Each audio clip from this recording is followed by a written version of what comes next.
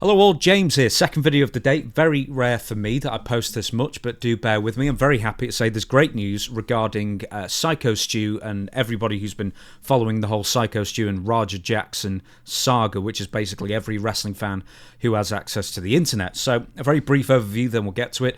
Syko Stu is a long-time independent professional wrestler and US Army veteran who, after a bit of miscommunication with an aspiring MMA wannabe and the son of UFC light heavyweight champion Quinton Rampage Jackson, this is Raja Jackson we're talking about, found himself on the wrong end of a very real beating because old molecule mind Raja Jackson's precious little feelings got hurt. I imagine he's so sensitive because he's named after Princess Jasmine's tiger. Anyway, a legitimate slam to the mat and 20-odd punches later to the unconscious pro wrestler saw Syko Stu, aka Stuart Smith, taken to the hospital after being unconscious for a prolonged period of time with significant injuries, and Raja Jackson simply walked out the building as best we can tell and has still not been arrested or even questioned by LAPD despite the attempted murder being broadcast on this sad little clown's Kick live stream.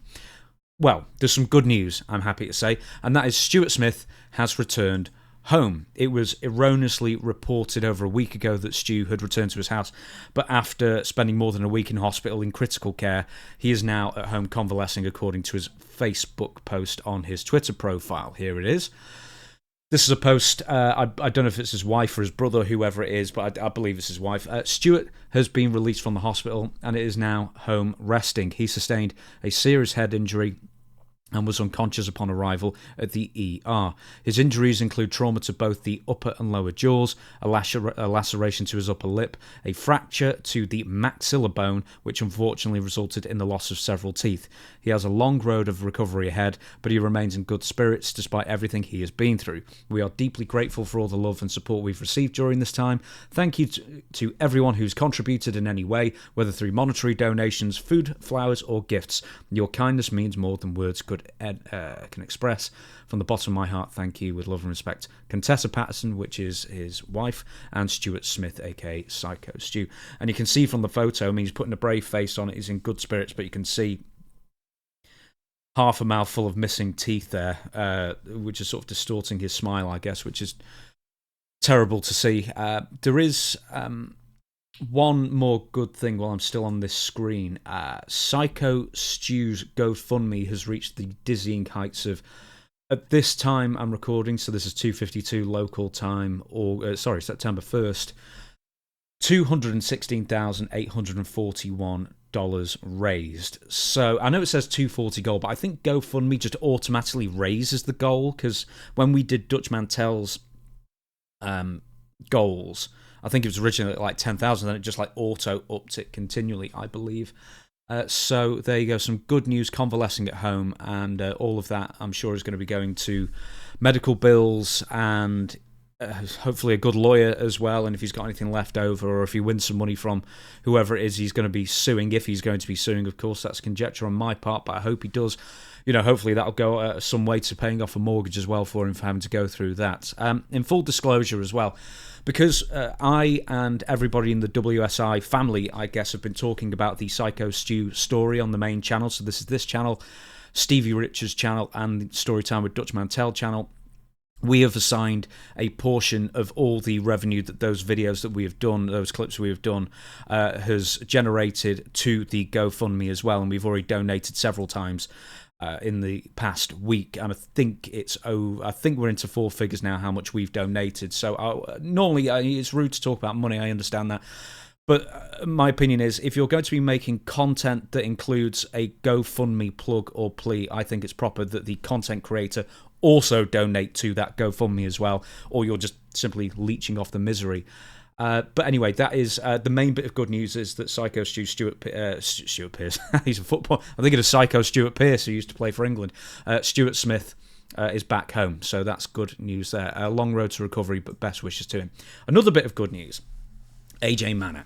So that's that gimmick cowboy wrestler wearing those suspiciously tight briefs, who told his little buddy Raja Jackson to go get a receipt and to make sure to tag Syko Stu in that wrestling match, where Raja Jackson obviously ran in, and we don't know how much planning, or quite frankly lack of planning, or agreement of what was going to happen happened. But anyway, And also there's one more thing that he said was that AJ Manor definitely was going to back up Raja Jackson if, Stu had, sort of stood up for himself, I guess. Anyway, he lost his job not only at Knox Pro Wrestling School, the training school where he was appearing, co-owned by Rikishi and his cousin Black Pearl, aka Reno Anawai. He'll be coming up again in a minute. But he also lost his real-life job as well. So AJ Manor a few days ago gave a properly unhinged interview to whatever podcast had him on, I guess. I can barely believe I'm saying this. He claimed basically that AJ Manor claimed that he was actually the real victim in all of this saga, and clearly suffering from a terminal case of main character syndrome. Everything was about him and poor woe is me, etc. So his shoot employer saw the article on TMZ that, there's tons of articles everywhere, and basically chucked him.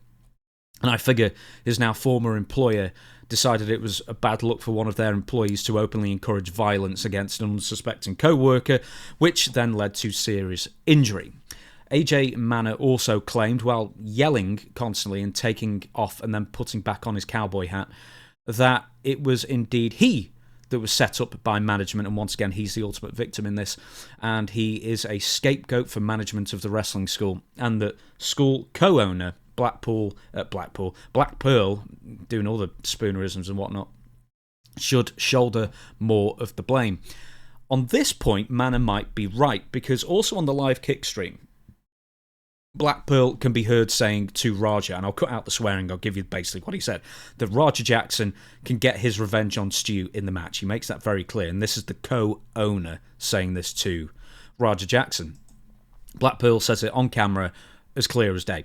And quite frankly, I'd be stunned if there weren't some heavy consequences coming Black Pearl's way and the wrestling school at large.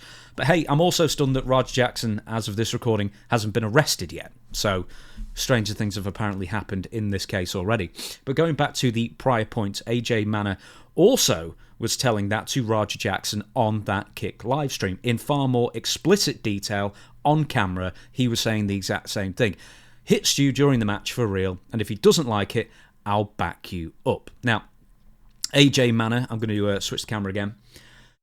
Here we go. There's some quotes. I've pulled this off Twitter, off Justin Cotterill, his Twitter, because he was good enough to post all these. I am not the promoter. He says his point was he wasn't in charge. I am not the promoter. I carried out orders, that's all. I was given a script to implement and then pulled from it. I'm not Raja's coach. I'm not his handler. I'm just doing what I was told, a.k.a. the Nuremberg trials defence. It weren't my fault, Mr. Postman. It was the dictator with the silly tash that made me do it. Anyway, in AJ Manor's initial sort of pathetic, self-serving Facebook post where he blatantly attempts to deflect any blame away from himself, once again, he's the main character in this. There you can see those tight briefs as well, is... where was I? Once again, keep in mind that Raja Jackson, he brought Raja Jackson to the show as well, and similarly, it's been alleged that by Douglas Mallow that he was orchestrating things. I don't know how true that is, of course, but once again, that was a claim made by the guy who ran in and stopped Raja Jackson from basically killing Stu. Anyway, that AJ Manor was actually playing AJ Manor, the cowboy wrestler, and not actually, that isn't a reflection of him as a person. He was entirely in character when he told Raja Jackson to tag his shit and get a receipt. I'm going to read something that he wrote here. There's been a lot of speculation online about my role that night. The truth is, I was in character and speaking in the language of wrestling. Everything I said was part of the show, and I never intended or encouraged real harm. Oh, there is a situation that unfortunately got out of hand due to miscommunication. I mean, I'm just exasperated reading that one sentence, to be honest. He pulled that Facebook page down, that Facebook post down quite soon after posting it, as I'm probably guessing that other people realise what a terrible look that was for him. Anyway, Manor also claimed during the Unhinged rant that it was actually somebody unnamed from production that told Raja Jackson to slam Stu for real and then keep hitting him until somebody, once again, I always keep using the phrase pulled him off, but not in that way, ladies and gentlemen. Kind of hard to believe when Roger Jackson himself was caught on his own live stream saying that that was exactly what he was going to do to Syko Stu without anybody directing him to do it. So I'm not sure anyone from production was telling him to, you know, kill that guy in the ring with slams and punches. But there you go. That's all speculation, I guess, on my part, you know, back with evidence. Anyway, the point is, in this case, at least in this case, real-world actions have real-world consequences. The one thing I'm looking forward to more than anything else is the next episode of Rikishi and the Stinky Face podcast, because the co-owner of the Knox Pro Wrestling School has been suspiciously quiet as of late, and I'm now wondering how he's somehow going to address this whole Syko Stu Roger Jackson situation without blaming WWE creator for not pushing Jey Uso enough. And if I said that line in another video, I'm sorry, I'm using it again because I quite liked it. Anyway, I thank you all for watching this. Hopefully that's some good news to warm your heart, and I will catch you in the next video.